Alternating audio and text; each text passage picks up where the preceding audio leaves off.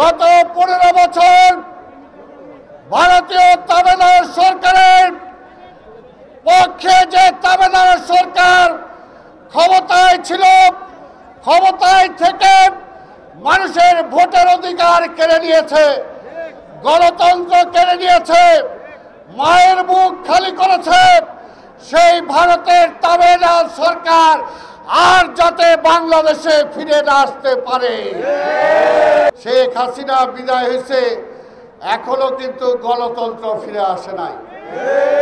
শেখ হাসিনা বিদায় নিছে, এখনো আমাদের নেতা তারেক রহমান ফিরে আসে নাই। তাই এই সরকারকে বলবো নিরপেক্ষ সরকার হওয়ার চেষ্টা করেন না। নিরপেক্ষ সরকার না আপনাকে আমরা এনেছি হাসিনাকে বিদায় করে অভ্যুত্থানের পরে এই অন্তর্বর্তী সরকার আমরা এনেছি। তাই নিরপেক্ষতার নামে আওয়ামী লীগ যাতে পুনর্বাসিত না হয় সেদিকে কিন্তু জনগণ খেয়াল রাখছে।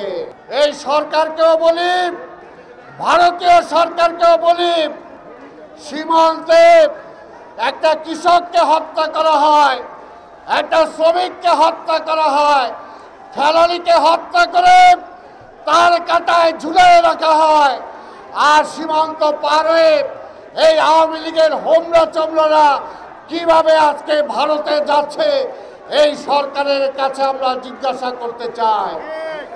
আজকে ভারতকেও জিজ্ঞাসা করতে চাই। তাই বলবো তাদেরকে আইনের আওতায় আনা হোক।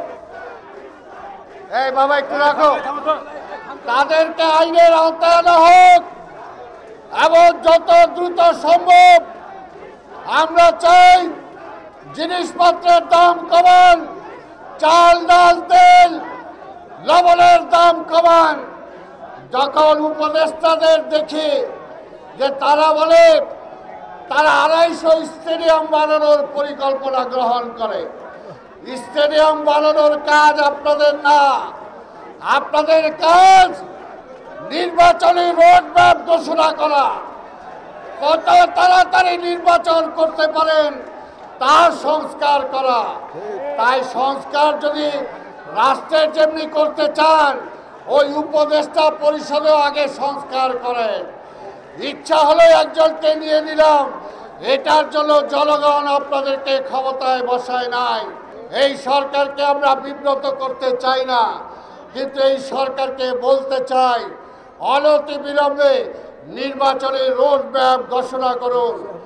রাষ্ট্রের যে ক্ষতি হচ্ছে হাসিনা করে গেছে, এখন পর্যন্ত সেই সমস্ত চোর লুটেরা বাটপারদেরকে কিন্তু গ্রেপ্তার করা হয় নাই।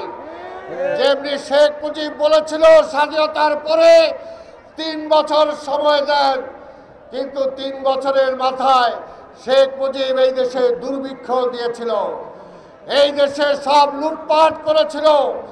তাই আজকে বলতে চাই আপনারা সময় চান ভালো কথা, কিন্তু সেই সময়ে চালের দাম কমান, ডালের দাম কমান, তেলের দাম কমান, বিদ্যুতের দাম কমান, পানির দাম কমান এবং জনগণের উপর অবৈধ ট্যাক্স যেগুলো বসানো হয়েছিল এই ট্যাক্স কমান। তাহলে আমরা বুঝবো এই সরকার জনগণের কল্যাণে কাজ করছেন। পাশাপাশি আজকে নির্বাচনের জন্য রোডম্যাপ ঘোষণা করেন এবং তারেক রহমানের সকল মামলা প্রত্যাহার করে আমাদের সকল নেতা এই রাজশাহী মহানগর, রাজশাহী জেলার শত শত হাজার হাজার নেতা কর্মীর বিরুদ্ধে অসংখ্য মামলা দিয়েছেন।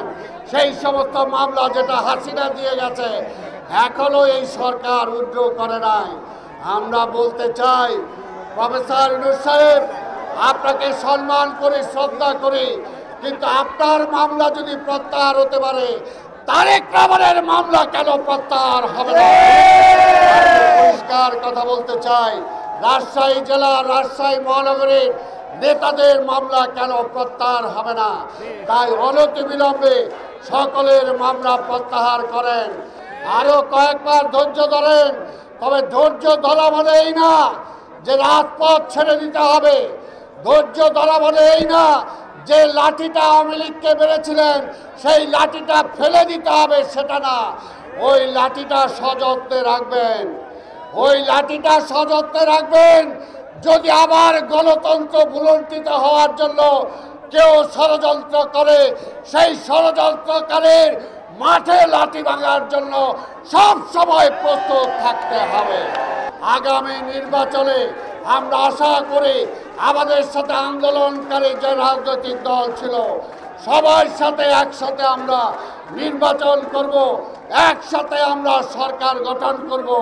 আমাদের নেতা তারেক রহমান এটাই বলেছে, ঐক্য যেন নষ্ট না হয়, দলের ঐক্য বজায় রাখতে হবে। রাজশাহী মহানগরীর এখানে ঈসা ভাই আছেন, আমাদের সদস্য সচিব মামুন আছে। এর বাইরে বলতে চাই রাজশাহীর সাবেক মেয়র মিনু সাহেব আছে, সাবেক মেয়র বুলবুল আছে, এখানে মিলন আছে। ঐক্যবদ্ধভাবে কিন্তু রাজশাহীকে গড়ে তুলতে হবে। কেউ যদি বিভেদ করে বড় নেতার দায়িত্ব বেশি। যদি রাজশাহী মহানগরীতে ঐক্য নষ্ট হয় এই কয়জন নেতা দায়ী থাকবে, পরিষ্কার কথা।